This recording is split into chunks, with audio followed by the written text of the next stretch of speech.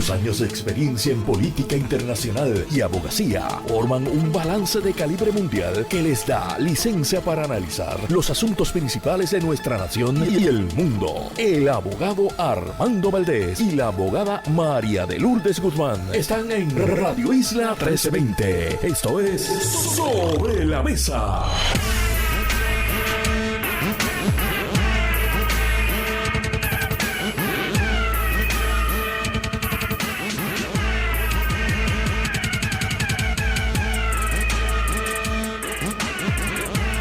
Buenos días, Puerto Rico. Soy Armando Valdés. Usted escucha Sobre la Mesa por Radio Isla 1320. Hoy en Sobre la Mesa estarán con nosotros Víctor García San Inocencio y José Yello Ortiz Daliote. Ellos son nuestros analistas hoy aquí en Radio Isla 1320. Además, en los últimos dos segmentos del programa, de las 9:24 de la mañana. Todo eso y por supuesto, como todos los días de lunes a miércoles, se sienta a la mesa Marilú Guzmán y junto a ella todos, café en mano. Aquí está el mío. Analizamos todos los temas para hoy, 3 de julio del 2023. Son las 8:02 de la mañana. Los asuntos del país tienen prioridad, por eso llegamos a poner las cartas sobre la mesa. Vamos a poner las cartas sobre la mesa. Fundamentalmente hoy quiero discutir dos temas. Primero, quiero tocar el tema del secretario del Departamento de Educación, que renunció, Eliezer Ramos Párez, y ahora tenemos nuevo secretario de Educación, al menos un secretario de Educación designado. Y en segundo lugar, quiero tocar el saldo de la sesión legislativa, los aciertos y los desaciertos. Incluso hubo hasta algunas sorpresas con esta sesión legislativa, el cierre el viernes pasado 30 de junio. Pero comencemos con el tema del secretario de Educación. Yo, como el resto del país, me sorprendí muchísimo con el anuncio de la renuncia de Eliezer Ramos Párez como secretario de Educación. A mí me parece, y creo que en esto incluso Marilú y yo hemos coincidido durante nuestro análisis en este programa, a mí me parece que Eliezer Ramos Párez hizo un trabajo dentro de sus posibilidades y dentro de las limitaciones que tiene cualquier funcionario que ocupe ese cargo. Me parece que hizo un trabajo aceptable de darle algún grado de estabilidad al Departamento de Educación luego de una secuencia de nombramientos de parte del gobernador que no fueron aprobados por la Asamblea Legislativa por diversidad de razones. De paso, yo no estoy aquí como quizás haría el gobernador planteando que la legislatura obstaculizó el nombramiento de las personas que el gobernador designó para ese cargo. Recordemos que la primera persona que nombró, que había sido presidenta de la Asociación de Maestros de Puerto Rico, cuando fue llamada a testificar ante la Asamblea Legislativa, ustedes recordarán el espectáculo de esa persona tratando de, por lo visto, dar una clase en slow motion a los legisladores en el hemiciclo de la Cámara de Representantes. Y lució, me parece a mí, bastante mal en esa instancia, no pudo defender adecuadamente su nombramiento. Luego nombra a una persona que era básicamente el líder del Partido Nuevo Progresista, no que eso tenga nada de malo.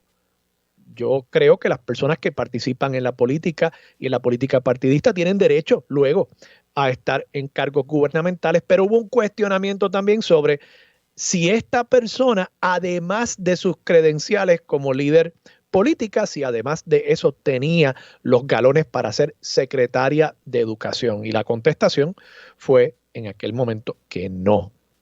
De nuevo, no estoy diciendo que una persona no pueda, por el mero hecho de haber participado en un proceso electoral, que no pueda luego ocupar un cargo gubernamental. Y ese estándar, esa vara, yo no creo que nadie quiera que se aplique a miembros del Partido Nuevo Progresista y miembros del Partido Popular porque luego se le podría aplicar también si en algún momento ganan las elecciones a nivel municipal o a nivel estatal, a también el Partido Independentista, el Movimiento Victoria Ciudadana, Proyecto Dignidad, etcétera. La manera en que se llega al poder es a través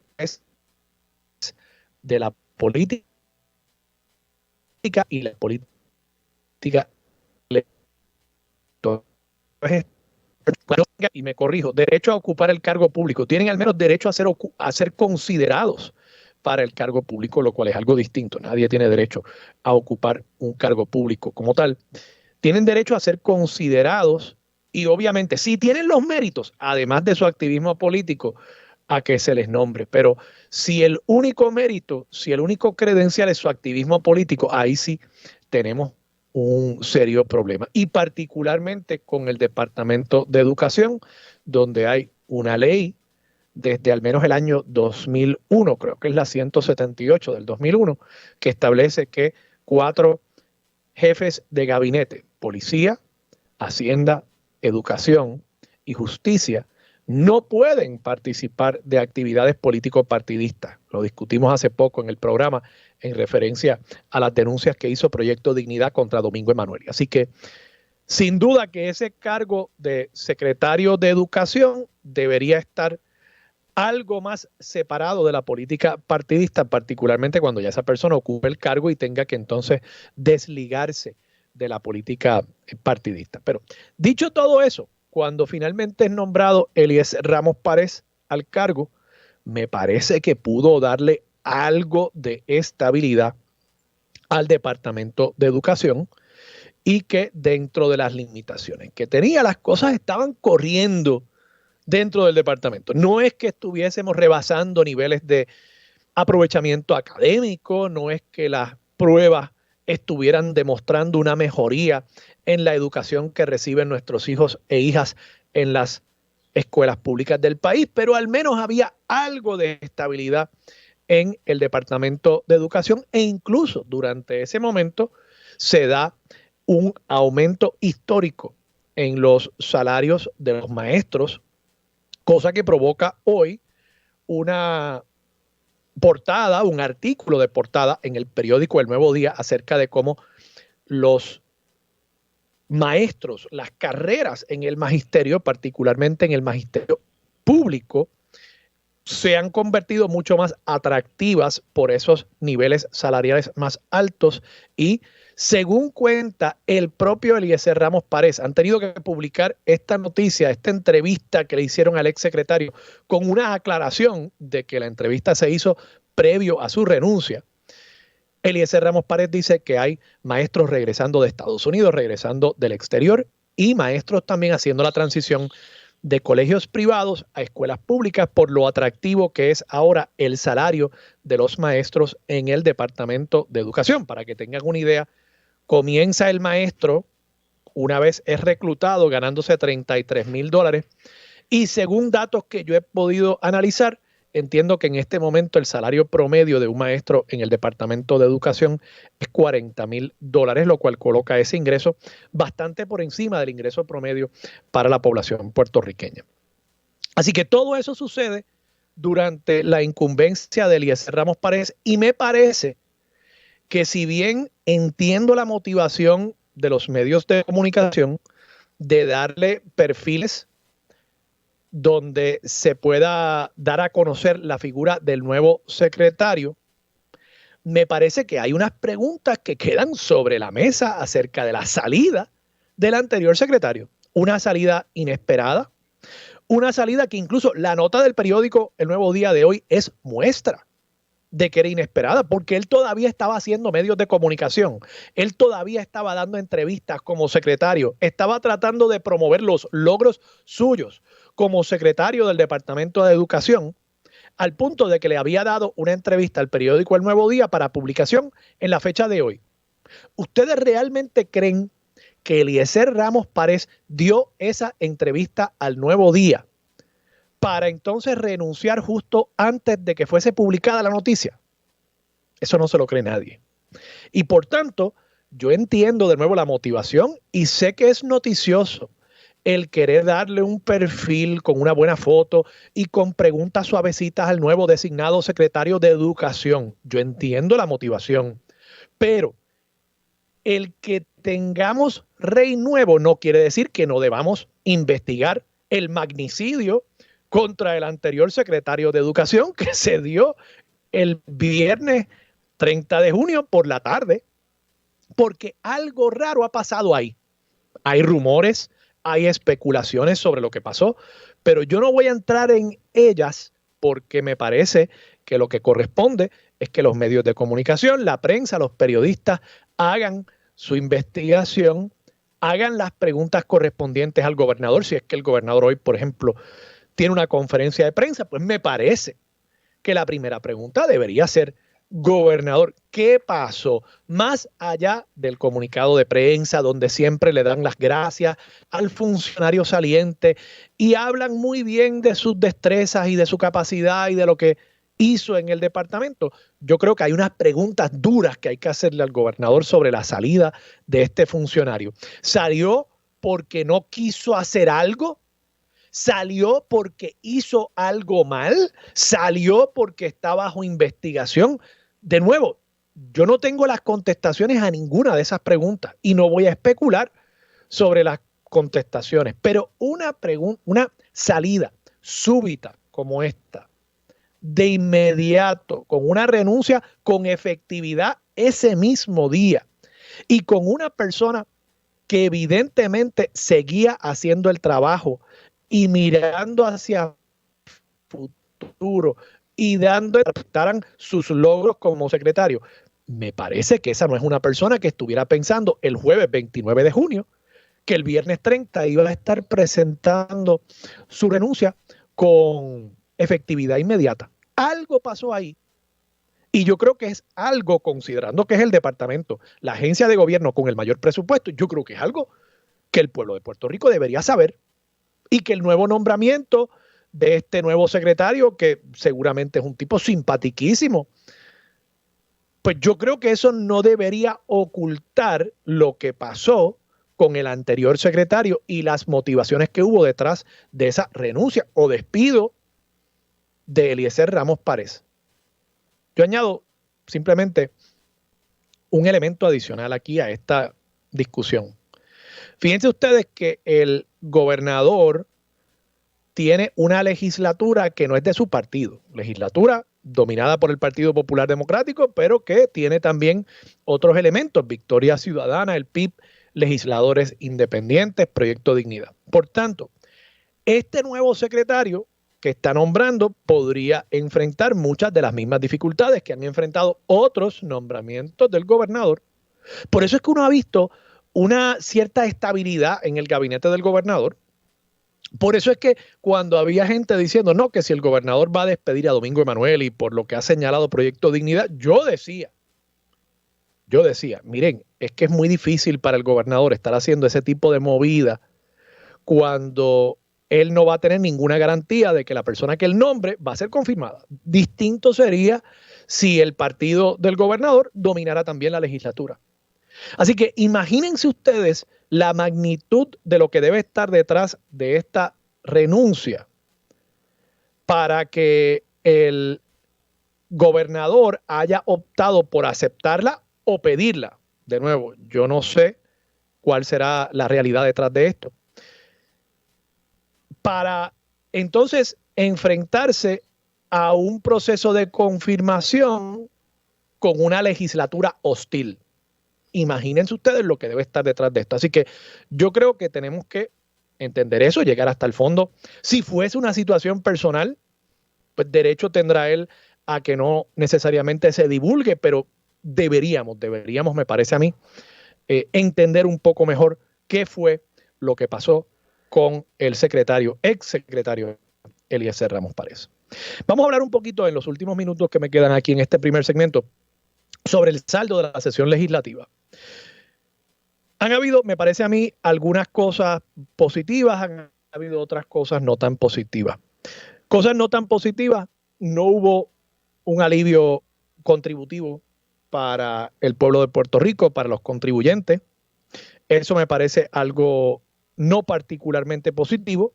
En cambio, en la legislatura, fíjense ustedes que según el periódico El Vocero del sábado, página 5, cito aquí una nota de la amiga Yaritza Rivera Clemente, en la culminación de la quinta sesión ordinaria del cuatrienio, la Cámara de Representantes y el Senado promulgaron órdenes administrativas para conceder bonos a sus empleados. Sí, así como usted lo escucha.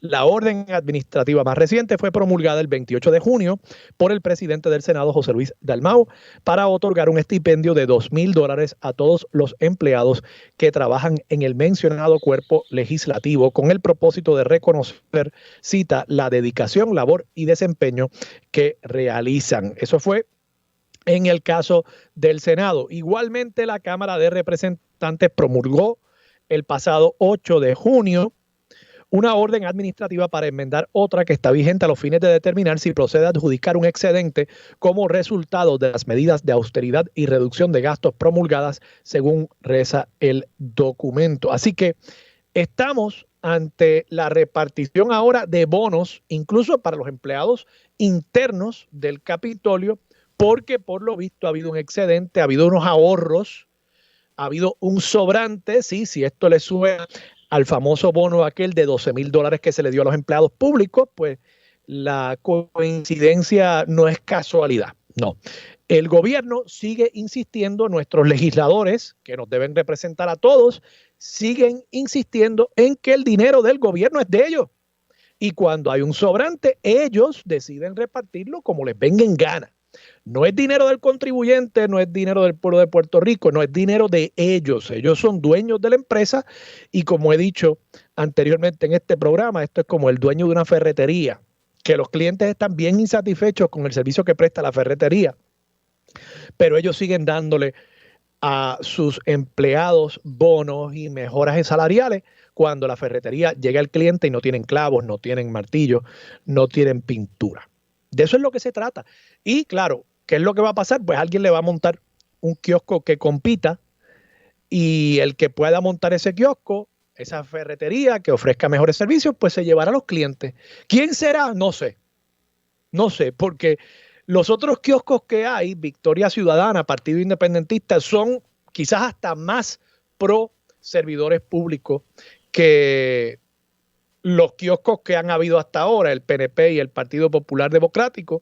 No sé dónde estará parado Proyecto Dignidad con estas medidas, aunque me sospecho que el populismo emborracha a todos los líderes políticos en los distintos partidos. Pero bueno, veremos. Quizás algún día surja otra ferretería que nos ofrezca a los contribuyentes un mejor servicio o al menos mejores precios.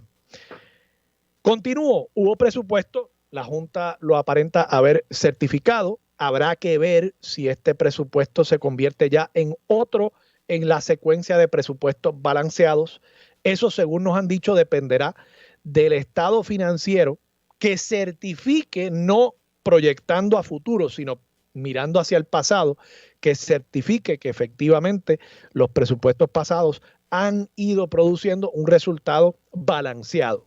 O sea, una cosa es usted decir, yo voy a ingresar $100 durante el mes de julio y voy a gastar 95 y por tanto voy a tener un sobrante de 5, o voy a gastar los 100 pero no voy a tener un déficit, no voy a tener que dar un tarjetazo. Otra cosa es que llegue el mes de agosto, usted mire hacia atrás y vea, caramba, yo presupuesté $100 en gasto, pero gasté 120. Ese ejercicio hacia atrás es lo que hacen los estados financieros y han dicho miembros de la Junta de Supervisión Fiscal que habrá que ver si efectivamente se están dando los supuestos del presupuesto y si se están dando, si hemos tenido esa secuencia de varios presupuestos balanceados para entonces establecer la fecha de salida de la Junta. Pero me parece positivo el que se está alcanzando algún acuerdo con la Junta en cuanto a los presupuestos. Por otro lado, me parece que también ha sido positivo un proyecto de la Cámara, el 1648 de José Bernardo Márquez, para establecer unas métricas en cuanto al número de municiones que se puede comprar sin que la policía tenga que intervenir para investigar el uso que se le va a dar a esas municiones. negativo, me parece que ha seguido insistiendo la legislatura en regulaciones a los alquileres a corto plazo que van a implicar el que esencialmente se haga más difícil que las personas puedan sacar una licencia para operar los alquileres a corto plazo. Lejos de regular, que es lo que se ha planteado, lo que me tapa tantas personas para que no puedan tener alquileres a corto plazo, y eso me parece que va a ser malo para la economía tanto personal como para la economía del país. Y por último, tengo que reseñar, y esta me parece que es la sorpresa, con esto me voy a la pausa. Jesús Manuel Ortiz logra llegar a un acuerdo con varios partidos de minoría para aprobar una reforma electoral. Yo realmente no pensaba que eso iba a ser posible. Yo pensaba que lo más sensato era simplemente regresar a la propuesta original del Partido Popular Democrático, que era aprobar una derogación total del Código Electoral del 2020, pero Jesús Manuel Ortiz se sentó con líderes del Movimiento Victoria Ciudadana y del Partido Independentista puertorriqueño y demostró una gran capacidad de trabajo junto a esos otros líderes de partidos distintos para aprobar una medida que ahora le toca al gobernador determinar de qué lado de la historia va a estar él, si va a aprobar esta medida que hace más justa la ley electoral o si va a vetarla. Yo creo que era lo que tenía que haber estado haciendo el Partido Popular desde la legislatura durante todo el cuatrienio, poniendo al gobernador políticamente en la encrucijada de decidir sobre medidas que tienen amplio consenso y de ser él el que esté vetando, no la proyección que ha logrado el gobernador Pedro Pierluisi de que la legislatura es la que ha estado obstaculizando la gestión suya como gobernador. Los asuntos de toda una nación están sobre la mesa. Seguimos con el análisis y discusión en Radio Isla 1320. Esto es Sobre la Mesa.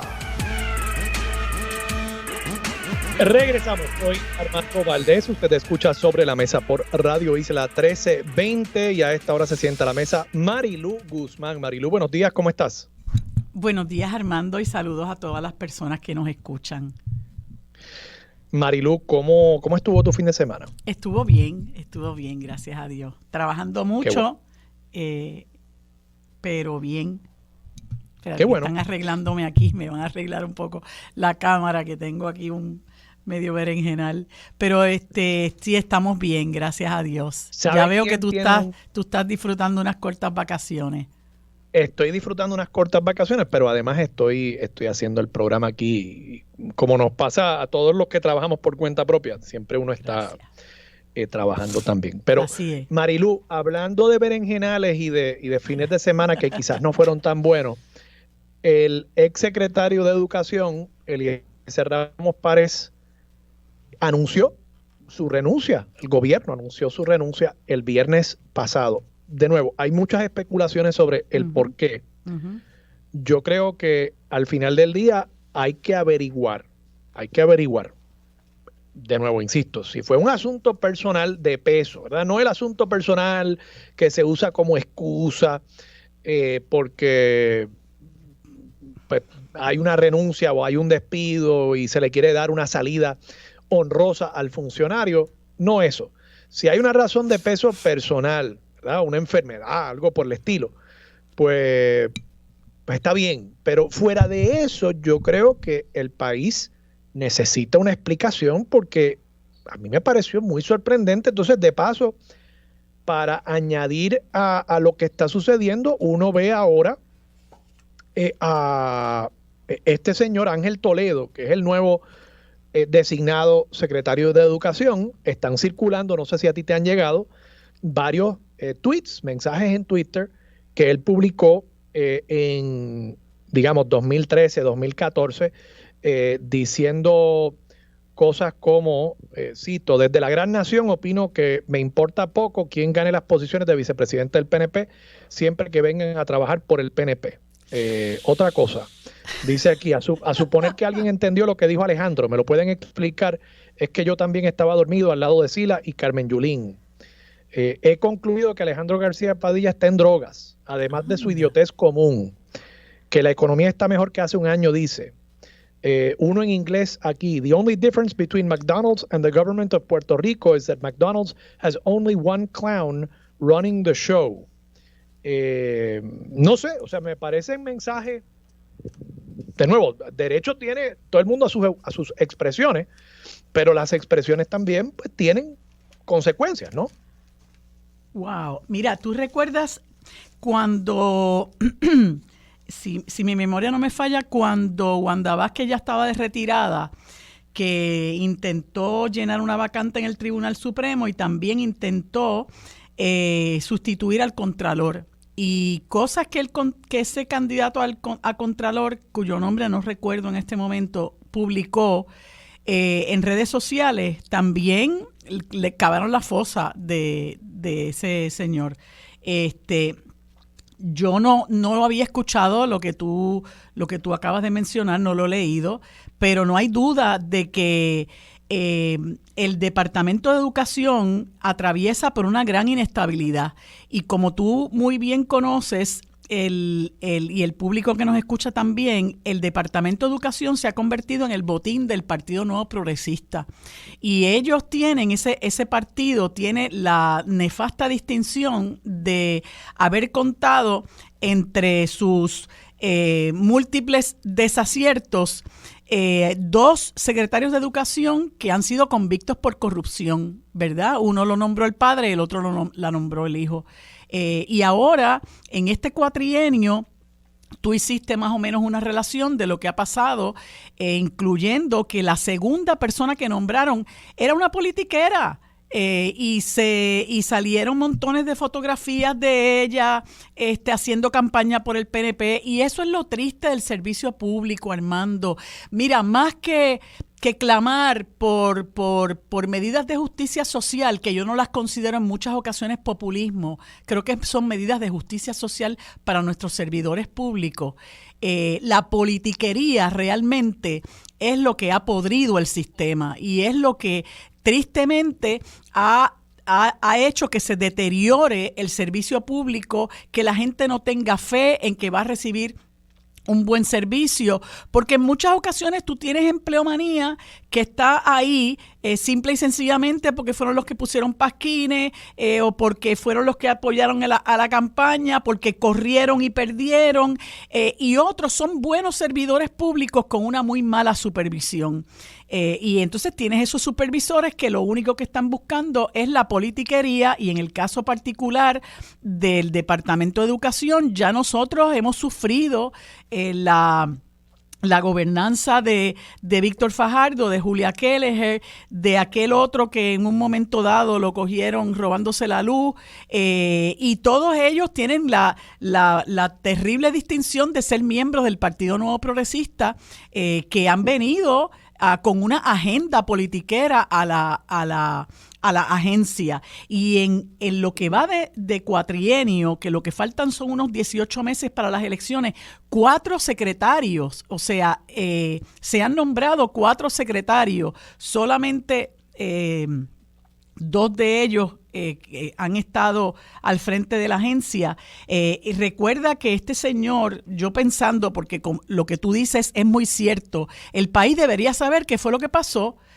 porque rayo de hoy para mañana Eliezer Ramos Pared ya no está en la Secretaría de Educación, lo que apunta indudablemente a que fue fulminantemente despedido. ¿Por qué fue fulminantemente despedido?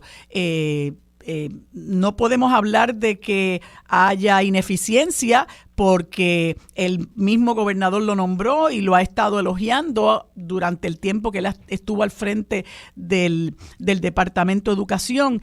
¿Qué realmente pasó ahí? Hay muchas cosas que se pueden pensar, muchas cosas que se pueden especular. A mí particularmente no me gusta especular porque uno puede estar diciendo cosas que no son ciertas, pero sí es cierto que el país necesita una explicación. Claro, siempre recurren al estribillo de que puestos de confianza, puestos de libre selección y de libre remoción.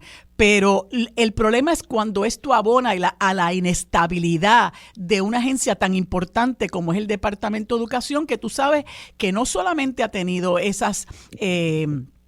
estos problemas de corrupción, sino que también siempre hay unas quejas que son recurrentes en términos de que los maestros no tienen los recursos adecuados, que no están pintados los salones, que las condiciones en las que están las escuelas son siempre las mismas, y pues tristemente ahora, a 18 meses de las elecciones, tenemos un nuevo secretario y mira la trayectoria, ¿verdad?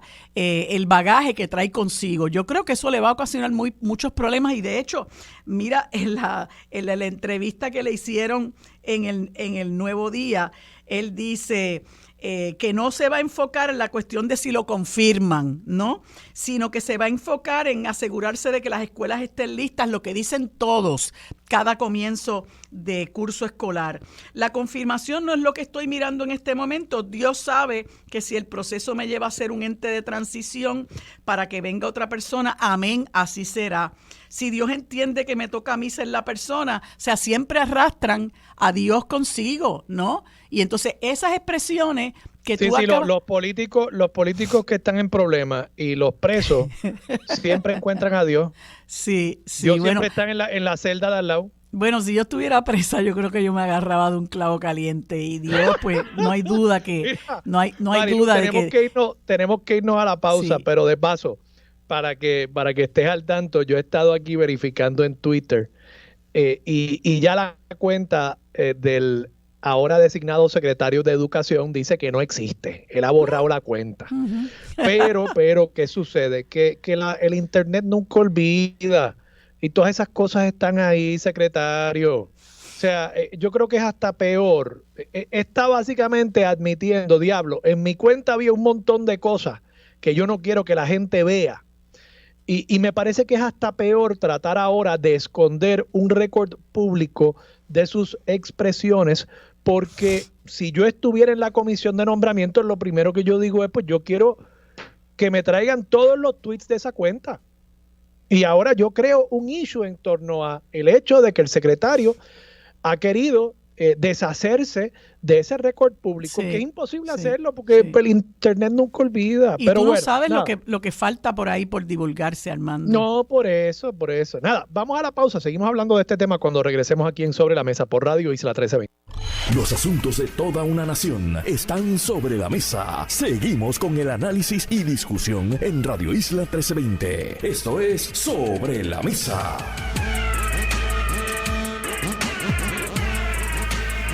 Regresamos hoy a Armando Valdés. Usted escucha Sobre la Mesa por Radio Isla 1320. Seguimos sentados a la mesa. Marilú Guzmán y este servidor Armando Valdés. Marilú, tú trajiste un punto que yo creo que es bien importante. El designado secretario de Educación dice que él está enfocado en el comienzo de clase, que es en apenas un mes, básicamente. Entonces, eso añade a mis dudas acerca de el porqué de esta renuncia tan súbita, tan inmediata, tan urgente del anterior secretario Eliezer Ramos Párez, porque si hay algo para lo cual uno quiere que el secretario de Educación tenga todo el poder, tenga toda la estabilidad, tenga todo el conocimiento, es para el inicio de clase, que yo he dicho aquí en el programa anteriormente. El inicio de clases en Puerto Rico es una noticia que casi uno puede sacar el artículo del año anterior, darle copy-paste y tirarlo de nuevo y nadie se daría cuenta, porque es que año tras año los problemas son recurrentes, son los mismos problemas. No hay materiales, no hay equipo, no hay maestros. Entonces, yo pienso, si a Eliezer Ramos Párez, un secretario confirmado, lo acaban de sacar a un mes del comienzo de clase, algo tiene que haber aquí bien importante. Uh-huh. Y nosotros tenemos derecho a saber qué es lo que motivó esta salida. Uh-huh. coincido contigo totalmente. Y bueno, yo no creo que lo vamos a saber, Armando, porque aquí se habla mucho de transparencia, pero lo menos que hay es transparencia. Las cosas se hacen a puerta cerrada, se toman decisiones a espaldas del país y a fin de cuentas los efectos de esas decisiones recaen sobre la ciudadanía. Somos nosotros y nosotras los que vamos a sufrir las consecuencias de esas decisiones, y como te comentaba, una agencia tan importante como el Departamento de Educación, pues tenemos un secretario que es despedido fulminantemente, que estaba haciendo, ¿verdad?, un trabajo, vamos a decir, decoroso, entiendo yo, ¿verdad? Y creo, puedo equivocarme, pero creo que tenía buena comunicación con el componente de los trabajadores, ¿verdad?, del sistema de educación pública. A mí, conociendo a Pierluisi, que si pudiera privatizar la fortaleza, la privatizaba. Yo no sé hasta qué punto, y por eso te digo que es importante que el país lo sepa, y a qué puede estarse prestando este señor Toledo, que tiene ese bagaje politiquero tras de sí, que es capaz de decir públicamente, un empleado del Departamento de Educación que es capaz de referirse a un gobernador en su momento, como Alejandro García Padilla, como payaso, pues ya tú sabes lo que hay ahí, ¿entiendes? Si tú no tienes una dosis de respeto, porque eso yo lo puedo entender. Diciendo que es un usuario de drogas. Imagínate. Eso yo lo puedo entender de cualquier fotuto, que no le importa, no tiene respeto por nadie y que está al garete con el uso del dedo índice en un celular o en una computadora. Pero de una persona que es empleado del Departamento de Educación, que se exprese así de un gobernador en funciones, deja de verdad mucho que decir de su estatura moral, y por eso me preocupa. ¿Qué es lo que hay detrás de este despido fulminante y a qué se pudiera estar prestando este señor Toledo? ¿Habrá asuntos de contratos por el medio? Porque a mí, francamente, de Pierluisi, que es una persona, como te dije ahorita, si pudiera privatizar la fortaleza, la privatizaba. Y yo no sé en qué medida aquí, ¿verdad?, como se ha puesto el erario a disposición de los intereses privados en todos lados, pues quién sabe lo que pudiera estar pasando. ¿A qué se negó, si es que ese es el caso, Eliezer Ramos, que tuvo como consecuencia su despido fulminante? Habrá que ver, ¿verdad? Yo espero que podamos enterarnos. Lo otro que se me ocurre, Marilu, es que si veo, o sea, tenemos las situaciones que uno pensaría harían al gobernador pensar dos veces antes de tomar esta acción, ¿verdad? La cercanía del inicio de clase, la dificultad de confirmar nombramientos, que no se pasa diciendo que la legislatura no le confirma a los jueces, que no le confirma esto, pues pronto él dijo, pues yo quiero otra pelea de confirmación. Él está asumiendo ese costo y él está provocando esa nueva controversia. Pero miremoslo desde otro punto de vista. ¿Qué podría estar provocando la urgencia de sacar a Eliezer Ramos Pared? Bueno, tiene ante sí la posibilidad de que Jennifer González lo rete para la presidencia del PNP y la candidatura a la gobernación. Y una vez se dé ese reto, el poder del gobernador se va a reducir significativamente, porque me parece que Jennifer González, si entra a la contienda, entra como la favorita para ser la próxima candidata del PNP. Entonces, todos los jefes de agencia, todos los funcionarios de gobierno que son PNP, van a decir, bueno, yo le agradezco mucho al gobernador que me haya puesto aquí, pero yo quiero permanecer aquí. Y la que me va a asegurar eso es Jennifer, no Pedro Pierluisi, ¿no? Entonces va a perder ese poder. Podría ser, pues, que él necesita hacer unas cosas en el Departamento de Educación antes de esa pérdida de poder fulminante que él va a enfrentar si es que Jennifer González decide aspirar a la gobernación. Sí, no me extraña, pero en el caso de que sea contratos, ¿verdad?, que es lo que a uno más le resulta lógico, dada la trayectoria de Pedro Pierluisi, Pues mira, yo llamaría a los medios de comunicación serios del país a que estén pendientes de qué es lo que pase a raíz del nombramiento de este señor, que obviamente se le nombra en receso, va a tener un tiempo, por lo menos un mes, en lo que la Asamblea Legislativa sesiona nuevamente para sabrá Dios qué, ¿entiendes? Para entonces dar paso a aquello a lo que Eliezer Ramos no quiso dar paso, no lo sé. Nosotros estamos en este momento especulando, pero nuevamente me parece que el pueblo, tratándose de la agencia, una de las agencias más importantes, si no la más importante que hay en el gobierno, debería saber qué fue lo que pasó, ¿verdad?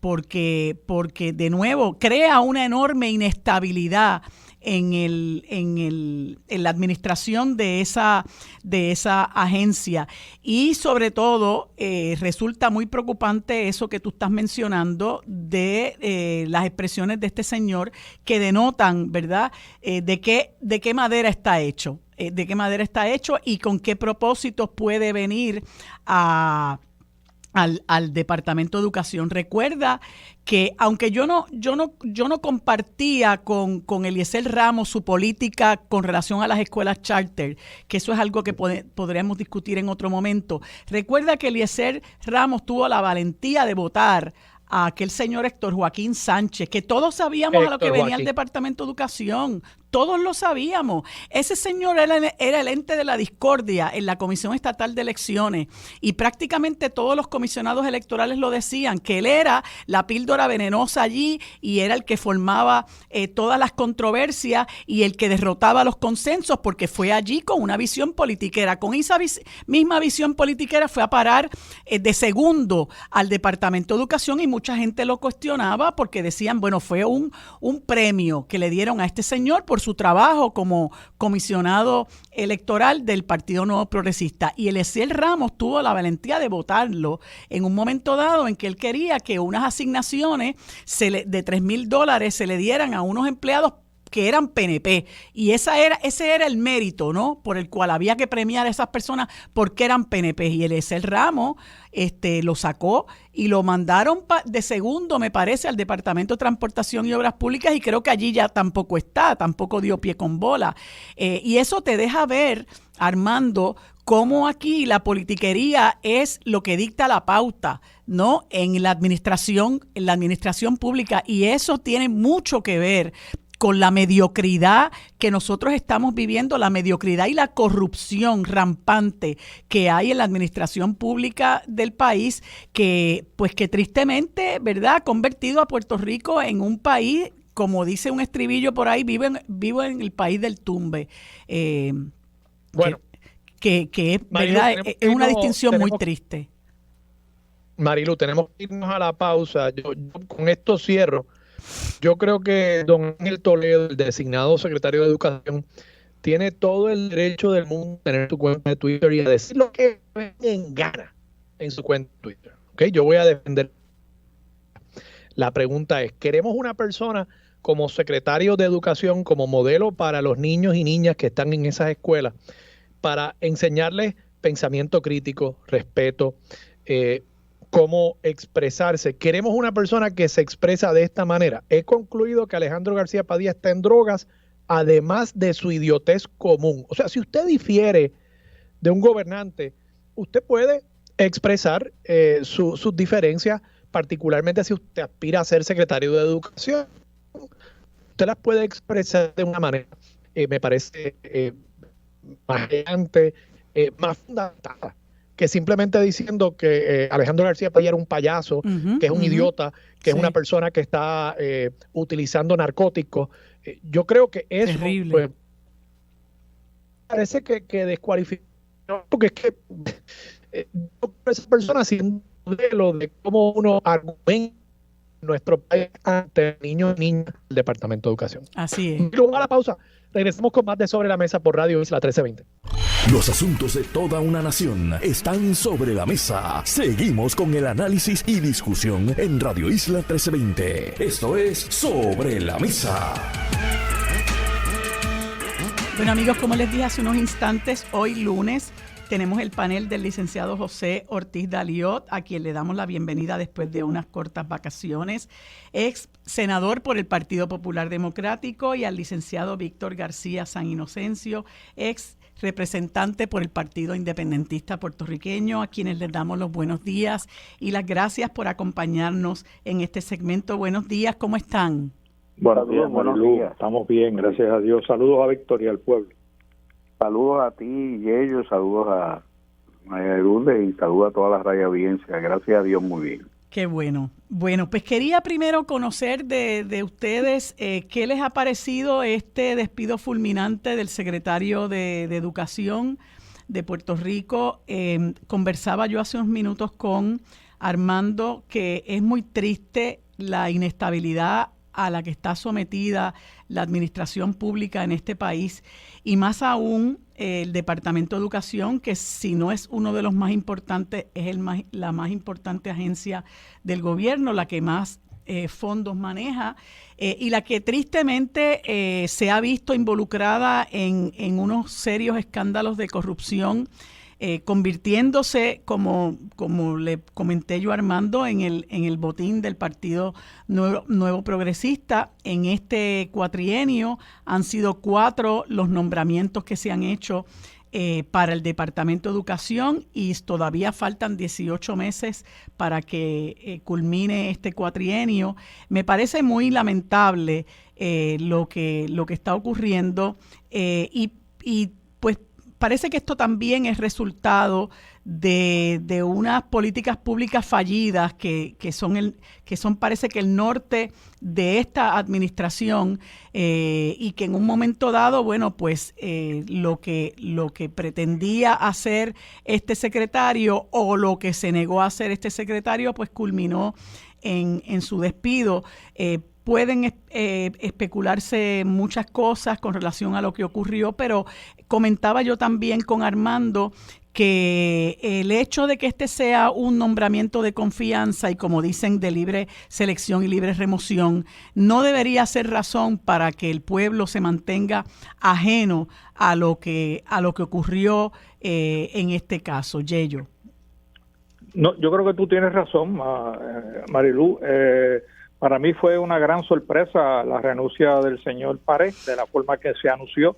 Ya como que nos habíamos acostumbrado a tener un secretario de educación en sitio sin que tuviese ningún problema de corrupción o de otra índole, y de momento, después que ha pasado un tiempito, el secretario renuncia y uno se pregunta y se cuestiona qué pasó, y uno creo que tiene del pueblo de Puerto Rico, creo yo, a mi juicio, que tiene derecho, como tú has bien dicho en el programa, a que el gobernador explique la razón de la salida del secretario de Educación, porque me está a mí que uno puede especular en muchísimas direcciones, pero particularmente ante el plan que tiene el gobernador, supuestamente reformar el Departamento de Educación. También sabemos que si puede privatizar el departamento, lo privatizaría también. Yo creo que merecemos que se nos explique qué fue lo que le sucedió al señor Pared, al licenciado Pared. Y si no lo hace el gobernador, el ex secretario ahora pues debería de tener esa humildad con el pueblo de Puerto Rico, esa deferencia con el pueblo de Puerto Rico, y explicarle qué fue lo que sucedió, porque en realidad precisamente a un mes o dos del inicio del año escolar es cuando el secretario de Educación más se necesita, porque es el periodo de vacaciones que se necesita para planificar y empezar a ejecutar ya el próximo año escolar. Así que esperamos que el gobernador explique, o si no, el mismo señor Pared. Víctor. Bueno, yo creo que aquí hay que remontarse a lo que pasó hace menos de 2 meses. Y es que, sin llamarlo de esa manera, el Departamento de Secretario de Educación de Estados Unidos, que es hijo de puertorriqueño, puso en sindicatura al Departamento de Educación e inició u obligó a iniciar un proceso de descentralización en la toma de muchas decisiones. Particularmente el proceso, va dirigido a todo el tema de las compras y parecía comenzar modestamente con unas asignaciones a nivel de cada escuela, pero el cambio fundamental impulsado por ese secretario de Estados Unidos es la imposición de que la toma de decisiones se tiene que dar a nivel local y no a nivel central. Y no hace falta ser científico en ciencia astronómica para darse cuenta de que lo que se trata es de romper con las mafias centralizadas de Atorrey. Yo me imagino que detrás de esta renuncia está todo el proceso de resistencia que tiene que estarse generando en el Departamento de Educación a nivel central por parte de esas mafias que forman parte del aparato del partido de gobierno. Y estoy convencido de que la cantidad de escándalos que están surgiendo, hay pleitos judiciales notorios y que van a surgir, más las denuncias que están pendientes, llevaron a este secretario de Educación a decir: yo no voy a pasar bochornos por cuenta del partidismo de los otros. No que él no fuera parte de ese aparato, pero simplemente ante un momento de reforma empujado desde Estados Unidos, evidentemente el hombre no quiere seguir pasando vergüenza. Y aquí lo que tú ves es una resistencia a ese cambio, porque ese cambio le secuestra la chequera, la billetera y el botín a la gente a nivel central. Creo que eso es lo que está de telón de fondo ahí, y no me extrañaría que vayan a llover las acciones judiciales. Y entonces, pues, este secretario dijo: yo no me voy a quedar aquí a aguantar bofetones por cuenta de que me dan instrucciones de que tengo que aguantarlo. Y esa es la razón de la renuncia, ya lo veremos. Yo escribí una columna hace menos de un mes sobre este particular, y entraba en algunos detalles. Pero esto se sabía. Se sabía que esto no aguantaba agosto, y está pasando ahora mismo un proceso de consulta crítico que se ordenó se hiciese en el lapso de 90 días. Yo creo que van a medio camino o a 2/3 de camino. Ojalá y esto no lo descarrile. Bueno, como tú bien dices, Víctor, ya veremos. Hay que darle tiempo al tiempo a ver qué es lo que ocurre con esta situación, pero indudablemente es lamentable la inestabilidad a la que ha sido sometida la administración pública en general, porque recordemos que en diciembre también renunció sin nosotros saber por qué. La flamante secretaria de la familia, ¿verdad?, que se atribuía muchísimos logros y la ciudadanía realmente desconoce cuáles son. Y así por el estilo, la oficina de la Procuradora de la Mujer también está más o menos en la misma situación. La pregunta concreta es, y la respuesta la debiera dar Pierluisi: ¿por qué lo votó? Ajá. Pues esto fue votado, o sea, aquí no cabe la menor duda. Eso me estaba de lo más feliz trabajando, o sea, activo, y lo votaron. Eso fue una votada. ¿Cuáles fueron los elementos que presionaron políticamente? Pues eso lo sabremos estos días. Sí. Y es triste también que ocurran cosas y la gente haga mutis, ¿no? Que en cierta medida es como un ejercicio de complicidad con lo que está ocurriendo.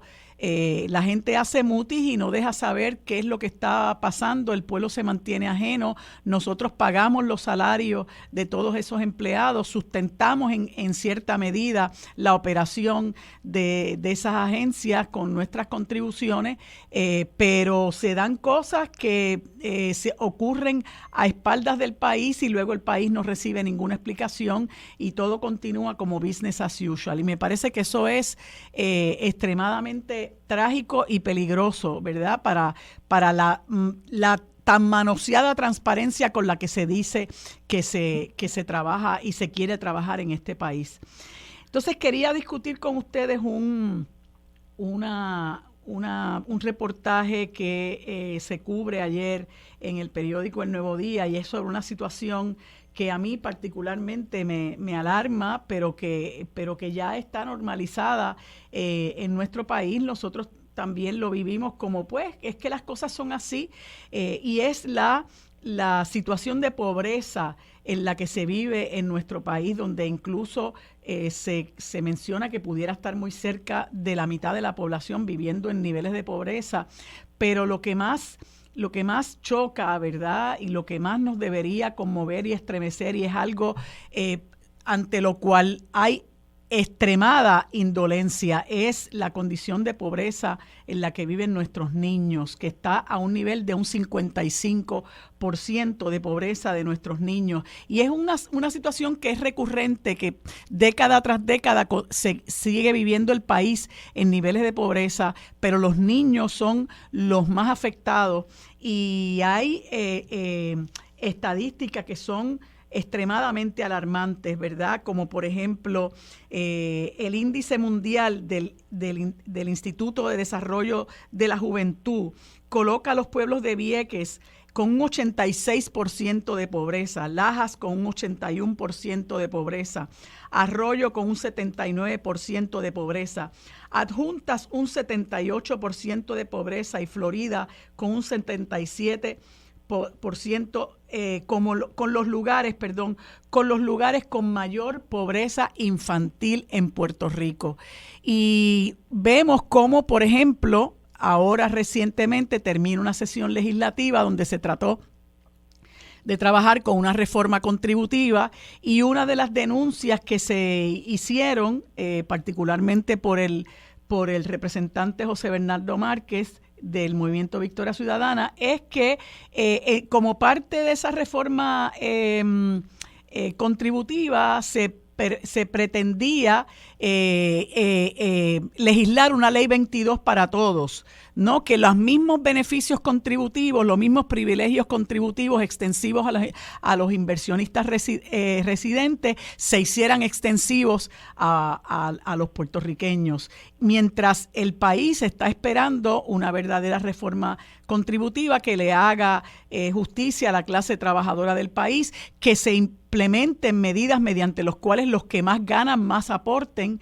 Eso no ocurre.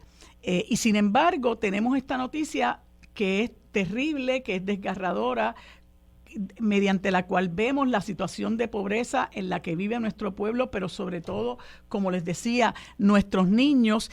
Y por otro lado, una economía cimentada, sustentada en la llegada de fondos federales que, como bien señala el economista José Caraballo Cueto, son fondos que no son recurrentes, y siempre estamos extendiendo la mano para que nos subvencionen esto, nos subvencionen lo otro, y promoviendo realmente que haya una economía de dependencia, que no es otra cosa que mantener a nuestra gente pobre en la pobreza o en mayor pobreza. Yello.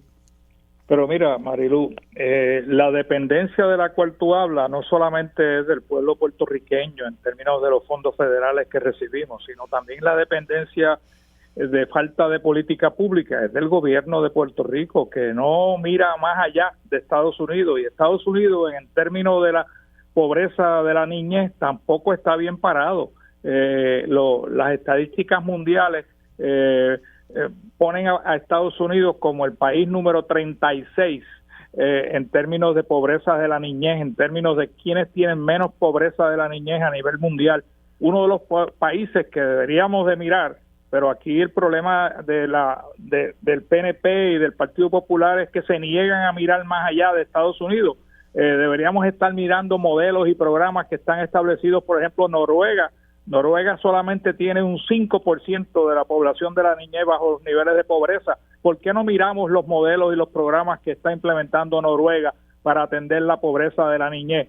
Además, hay otros programas que se están experimentando. La ciudad de Nueva York está experimentando un programa que ellos le llaman cash, o sea, le dan dinero en efectivo a las pobres, y no está financiado por el gobierno, está financiado por la empresa privada en los Estados Unidos, entidades privadas, no necesariamente comercio, sino entidades privadas, pueden ser fundaciones o instituciones sin fines pecuniario, pero hay un equivalente de dinero que va directamente a esas familias que están en la pobreza, que tienen niños bajo los niveles de pobreza. Y en Puerto Rico el gobierno de Puerto Rico básicamente ha decidido no mirar al resto del mundo y solamente seguir mirando a Estados Unidos, que no es el mejor modelo en este sentido, y deberíamos de estar tomando políticas públicas que atiendan esta situación, y no es tan difícil hacerlo si nosotros decidimos mirar al resto del mundo. Víctor. Bueno, los niños no son los que son pobres, es pobre el país estructuralmente y son pobres sus padres y sus familiares. Y agrava la pobreza la situación de abandono y de indefensión, porque los niños en última instancia son los receptores de todas las consecuencias de la pobreza en la sociedad. Y en el caso de Estados Unidos ocupa esa posición número 36, pero esa es una economía en donde todos los factores son 2 y 3 veces más altos que en Puerto Rico. Por lo tanto, uno tiene que presumir que la pobreza infantil en Puerto Rico debe ser al menos 2 o 3 veces más alta, y cuidado si más agravada. Esto lo que sucede es que la palabra fundamental es normalizado. Esto se ha normalizado en Puerto Rico y esto se traduce en un desarrollo pésimo, se traduce en unas condiciones de desventaja horrorosas y eventualmente en una perpetuación misma de la pobreza y del desarrollo de las personas. Esto es la construcción de lo que va a producir las futuras migraciones del país, porque alimentan también esa centrífuga. Por lo tanto, es un tema que no es allá un tema apartado en la niñez, es un tema que nos afecta a todos. Y mientras nosotros tengamos un sistema contributivo que privilegia al grupo más rico en perjuicio de lo que pudieran ser las economías, o más economías, si alguna, de los sectores medios y del sector pobre del país, que es la inmensa mayoría, vamos a seguir alimentando la fuga de puertorriqueños, y seguimos trayéndolo y seguimos creándolo y seguimos dándole los incentivos. Así que no, y seguimos permitiendo que se robe a manos llenas, y que se privatice a manos llenas, y que la ganancia sea un elemento extractor de lo que debe ser destinado a atender las condiciones que crea la pobreza, pues se convierte en la ganancia de unos pocos. Pero si esto no se repite, aunque alguna gente se encanse de escucharlo, y no se atiende, pues no nos sorprendamos que haya lugares en Puerto Rico donde 80% de los niños viven en la pobreza, como es la lista de los municipios que se enumeran, ¿verdad? En primer lugar, y en segundo lugar,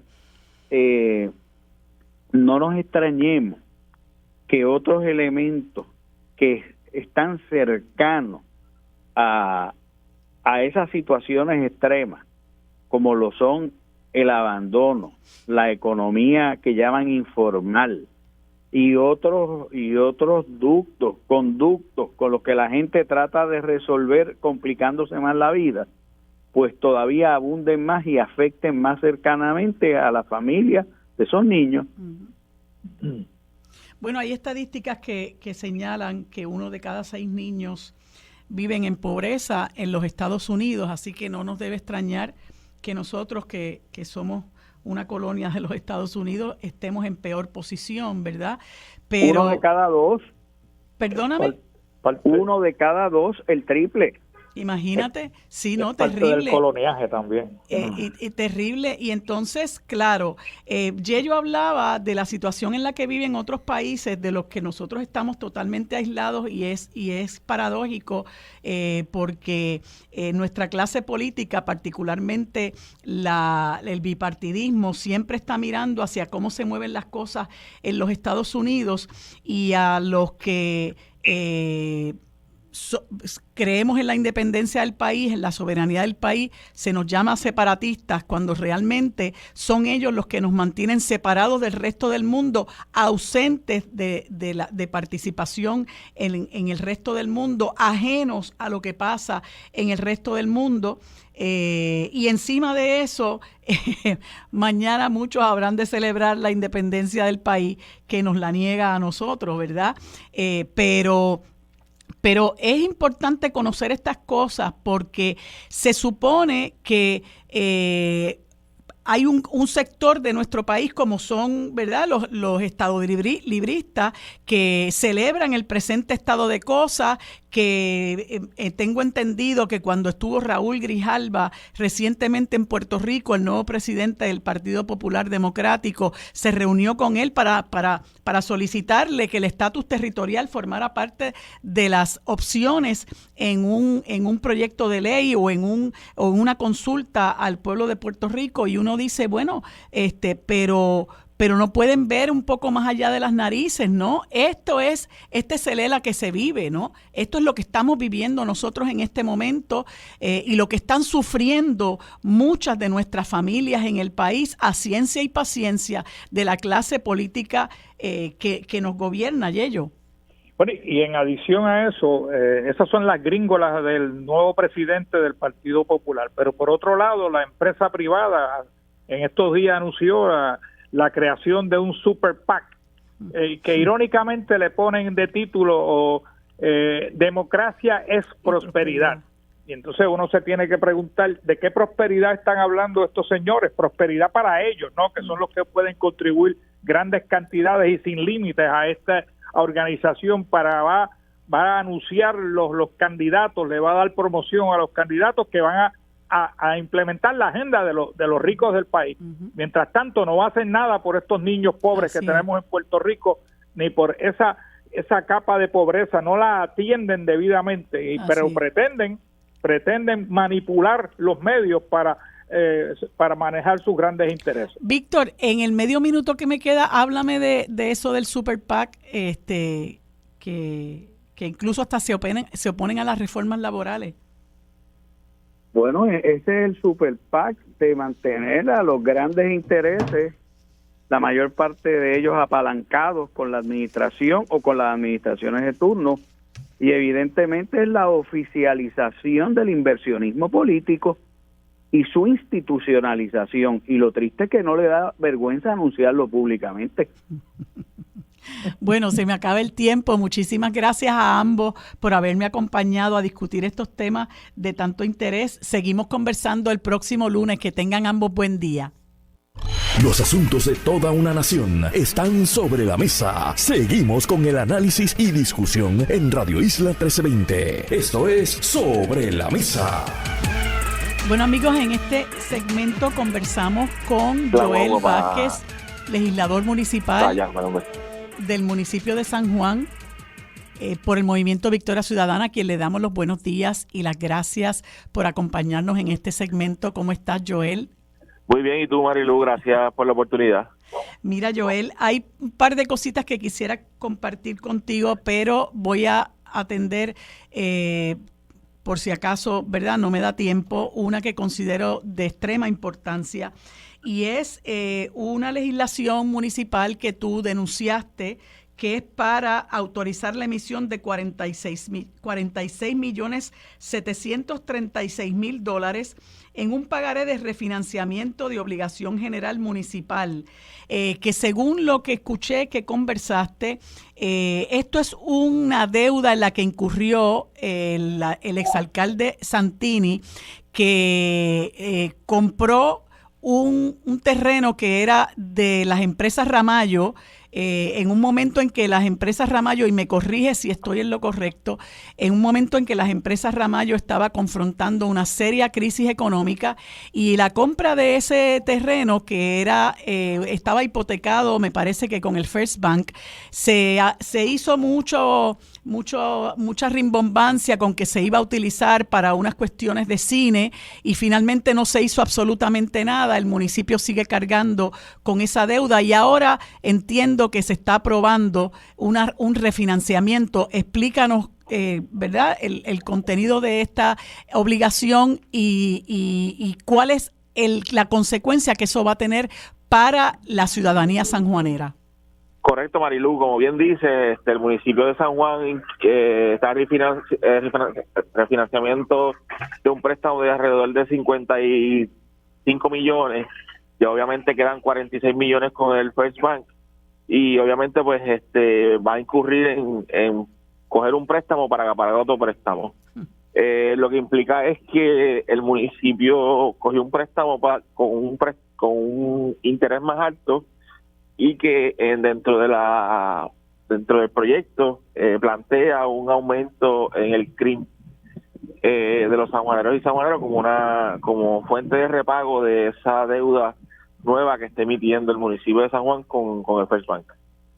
Y parece, por lo que yo he podido leer, me corriges, que fuera de que tú has dado la voz de alerta con relación a esto, la aprobación de este préstamo, de este refinanciamiento sobre esos 46 millones restantes, se ha mantenido por lo bajo de parte de la administración de Miguel Romero.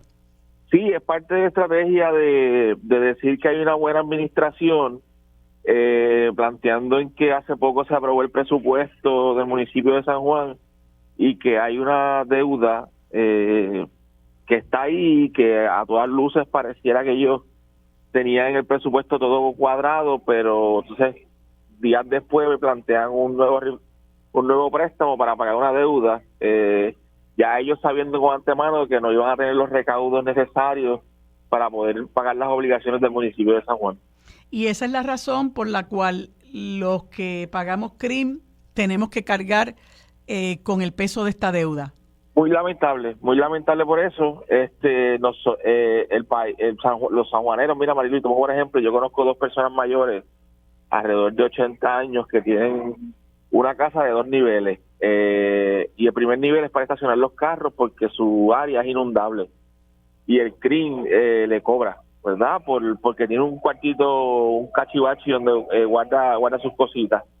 Y así hay un sinnúmero de ciudadanos que con la inflación, con el incremento de la inflación del municipio de San Juan, pues van a tener que seguir pagando errores cometidos por Jorge Santini en el 2010 y que a todas luces le están tirando un toallazo a ese préstamo, que fue otro toallazo de las empresas Ramallo.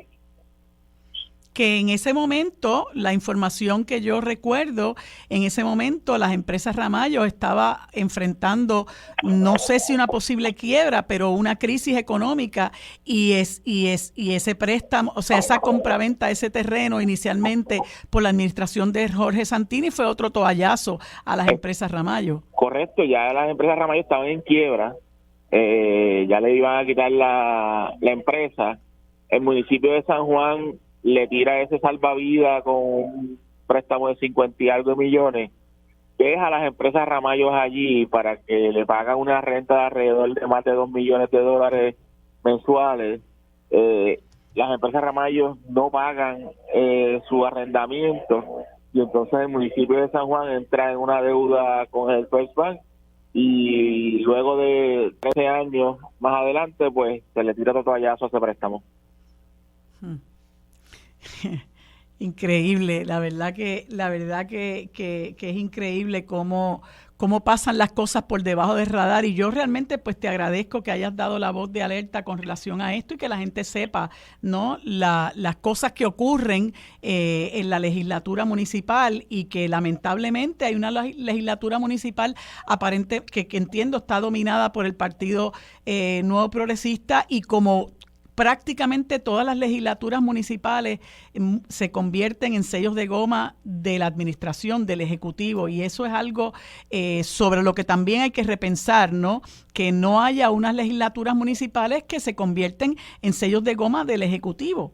Correcto, Marilu. A mí lo más que me preocupa de esa situación es que cuando uno hace las críticas dentro de la legislatura municipal con ese proyecto, lo que tú escuchas de vuelta es que la posibilidad de vender ese espacio de terreno de casi 30 y pico de cuerdas de terreno, y yo estoy bien seguro que no lo van a vender por los 50 y pico millones que nos costó, y que posiblemente se lo van a regalar a un amigo del alma. Así que nosotros estamos bien pendientes porque el lenguaje era ese al final de esa aprobación de ese préstamo, de, ¿qué vamos a hacer con eso? Está ya abandonado, hay que volver a recaudar, y posiblemente pues lo que nos preocupa es que lo vendan y lo vendan a bajo costo, y entonces los sanjuaneros tengan que cargar con esa deuda. Claro. Que a todas luces luce mal. Sí, es lo más probable. Y entonces quería aprovechar los minutos que nos quedan para conversar sobre el nuevo Código de Orden Público, que sabes que ha traído pues mucha aspereza. Por un lado, pues los residentes lo aplauden porque quieren controlar en determinados lugares, quieren controlar el expendio de bebidas alcohólicas, ¿verdad?, que promueve el desorden, que les quita la paz, que afecta la seguridad de los residentes de los sectores donde se ubican estos lugares, que yo creo que ha habido una terrible planificación en la medida en que se ha permitido la proliferación de estos negocios en lugares que han sido principalmente residenciales. Y por otro lado, los comerciantes que se quejan de que les van a recortar las horas, del expendio de bebidas alcohólicas, etcétera, y tratando de buscarse un balance. ¿Qué opinas tú sobre la implementación de este código? Mira, Marilu, en San Juan hay un desorden por todos lados, y eso es obvio y todo el mundo lo ve y lo vive. Ahora bien, el municipio de San Juan tiene 8 códigos municipales de orden público.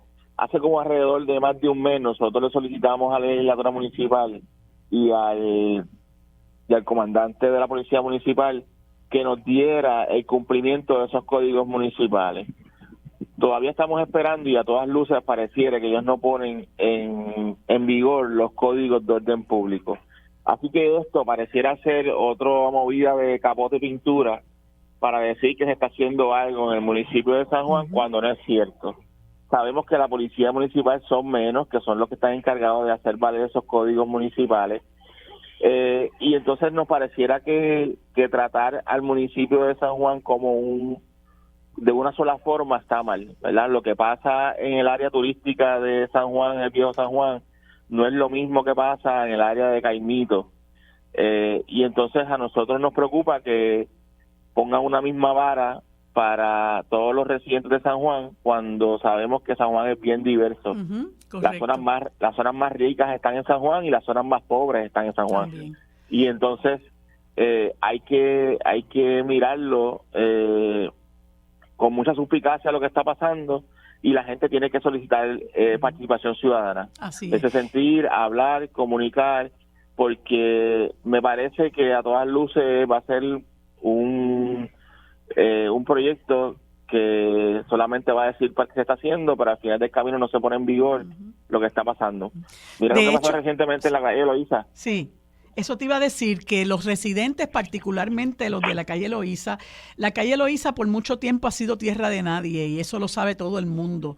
Y es lamentable, yo creo que tú coincides conmigo, es triste, trágico, que tras la muerte de 2 estudiantes de NYU, estudiantes peruanos, entonces tú ves la proliferación del patrullaje de la policía municipal en ese sector. Eso antes no se veía, y hay lugares donde aquello era tierra de nadie, donde se le quitaba la paz a los residentes, era un total desorden lo que hay, pero como tú bien señalas, hay como un acercamiento selectivo. Vi también que se van a poner unas cámaras en el condado, pero como tú muy bien señalas, San Juan es mucho más que el condado, es mucho más que la calle Loíza, y es muy diverso, y hay comunidades que están totalmente desprovistas de esa seguridad y de ese apoyo que se necesita de la administración municipal. Definitivo, y me pareciera que los recursos están mal distribuidos. Aquí también hay un problema de permiso, ¿verdad? Y un problema de darle seguimiento a esos permisos. Entonces, si no se hace el trabajo, no vale que hagamos 25,000 ordenanzas municipales si al final del camino no se le da seguimiento a esas ordenanzas municipales. Entonces, si no es porque la gente se mueve, si no es porque la gente alza su voz, si no es porque la gente protesta, no hay forma de que el municipio se mueva. Entonces es un problema de gestión pública y no un problema de tener leyes. Las leyes están ahí, hay que hacerlas cumplir. Exactamente.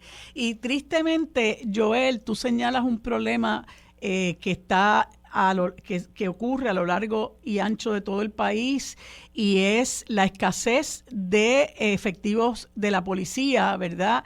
Que hacen falta para darle seguridad a la gente. Y lamentablemente San Juan no es una excepción. Hay una escasez de efectivos municipales, no hay duda de que la gente necesita de la policía para que les dé seguridad, para que mantengan el orden en los lugares, pero también tiene que haber un cambio de política pública mediante la concesión de permisos a troche y moche, ¿no? Porque esto en lo que se ha convertido la calle Loíza, pues es algo que con la debida planificación se pudo haber evitado. Sí, todos sabemos que la criminalidad no la resolvemos con más policía, ¿verdad? Y tiene que haber más proyectos de política pública, de prevención. Sí es importante que haya más policías para hacer valer las leyes, pero si no hay recreación y deporte, si no hay educación, si no se ocupan los espacios para que nuestros niños, jóvenes y adultos puedan participar, pues van a empezar a crear esas cosas, más criminalidad, más problemas sociales, y entonces nos convertimos en una tierra de nadie, como bien está pasando en San Juan. Pues Joel, se me acaba el tiempo. Te agradezco muchísimo que hayas sacado de tu tiempo para compartir con nosotros toda esa información. Vamos a estar pendientes, ¿verdad?, de lo que ocurre con esta cuestión de ese préstamo de 46 millones y si realmente cómo termina, cómo se implementa esto del Código de Orden Público. Así que en cualquier otro momento vamos a comunicarnos para seguir conversando. Gracias, Joel, que tengas buen día. Los asuntos de toda una nación están sobre la mesa. Seguimos con el análisis y discusión en Radio Isla 1320. Esto es Sobre la Mesa. Bueno, amigos, en este último segmento conversamos con el profesor Ángel Rodríguez Rivera, expresidente de la Asociación Puertorriqueña de Profesores Universitarios, a quien le damos la bienvenida, los buenos días y las gracias por acompañarnos en este segmento. Buenos días, Ángel, ¿cómo está? Muy buenos días, María de Lourdes. Buenos días a ti, a todo el mundo en este fin de semana largo. Largo para muchos, corto para otros. Exactamente. Bueno, me motivó conversar contigo una columna que publicaste el pasado 27 de junio de este año en el periódico El Nuevo Día, que titulaste Universidad de Puerto Rico, Inc., y que tiene que ver con la aprobación del proyecto 1068 del Senado de Puerto Rico para que se facilite el reclutamiento de estudiantes no residentes en la Universidad de Puerto Rico, y que ese proceso se daría a través de la University of Puerto Rico Foundation, organización privada sin fines de lucro inscrita en el Departamento de Estado por la administración de la UPR, y estará bajo la presidencia de la doctora Celeste Freites. Y estás comentando en esa columna los peligros que entraña el que en cierta medida se convierten a privatizar servicios de la Universidad de Puerto Rico, y que luchemos no solamente por crear conciencia de esto que ocurre, sino por mantener a nuestra universidad como siempre se concibió, una universidad pública con acceso a estudios para las personas de recursos económicos, estudios accesibles y de calidad, que tristemente pues hemos visto cómo ha ido sufriendo la merma en sus ingresos por las políticas de austeridad implantadas por la Junta de Control Fiscal. Quisiera que nos dieras un poquito más de información sobre esto, que es el fundamento de esa columna. Mira, sí, María de Lourdes, primero que todo, cuando se aprueba ese proyecto de ley en el Senado, para empezar, el nombre de la corporación que se encarga de la University of Puerto Rico Foundation, de escuchar el nombre, nos crea un nudo en el estómago, porque sabemos que hay algo que está corriendo de mala manera. Y parte de la premisa, ese proyecto de la merma estudiantil en la Universidad de Puerto Rico es un asunto estrictamente demográfico. Y por eso tenemos que ir a buscar gente en otros lugares. Eso tiene unos problemas metodológicos, tiene unos problemas ideológicos, tiene unos problemas de entendimiento de la universidad. Ciertamente hay unos asuntos demográficos que hay que atender, pero la reducción en la universidad, y podemos tomar como ejemplo el recinto de Río Piedras, está por encima de la reducción del cambio demográfico que se ha dado en Puerto Rico. Así que, primero que todo, eso tiene esos problemas. Pero segundo, y es parte de lo que comentaba en la columna, a mí me preocupa más la privatización de facto que se da en la Universidad de Puerto Rico. Distinto a lo que podemos pensar, la privatización no es solamente un asunto de vender de manera oficial los bienes públicos, ¿verdad? Como se hizo con la Autoridad de Energía Eléctrica, que lo hemos criticado y que es una barbaridad. Pero la privatización también se da cuando ponemos agencias públicas, que la definición de lo público es de inclusión, es de acceso público, de acceso colectivo, y las ponemos a funcionar como privadas. En la medida en que reducimos los presupuestos de la universidad, el acceso a la universidad se hace más difícil. En la medida que aumentamos el costo de estudio de la universidad para equipararlo con las universidades privadas, pues ponemos a la Universidad de Puerto Rico a funcionar como privada. Y eso es lo que ha estado pasando, y este caso del University of Puerto Rico Foundation es otro ejemplo de cómo intentamos o cómo se ha ido poniendo a funcionar a la Universidad de Puerto Rico como privada. Otro ejemplo es el intento de eliminación del sistema de retiro, que no es otra cosa que la privatización del sistema de retiro, de manera que cada una de las personas, como plan de aportación definida en lugar de beneficios definidos, sea el que tenga que correr con su retiro. Eso lo estamos viendo en la universidad de hace tiempo, pero se ha magnificado con la ley promesa y la llegada de la Junta de Control Fiscal. Y en esa es que estamos. No es solamente defender la universidad, sino recuperar la universidad. Construir una universidad nuevamente del pueblo, una universidad accesible, una universidad de calidad y una universidad al menor costo posible.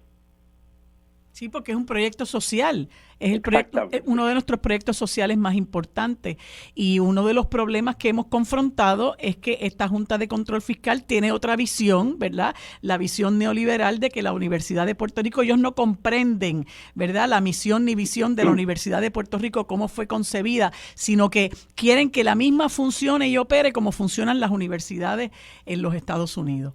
Exacto, y eso es una privatización de facto.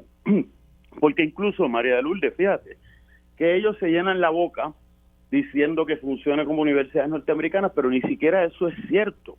La compañera Rima Brusi escribió un artículo hace un tiempo atrás que decía que el promedio de las aportaciones de los estados a las universidades públicas de los Estados Unidos rondaba alrededor de 9.2 a 9.8% de los ingresos de los estados.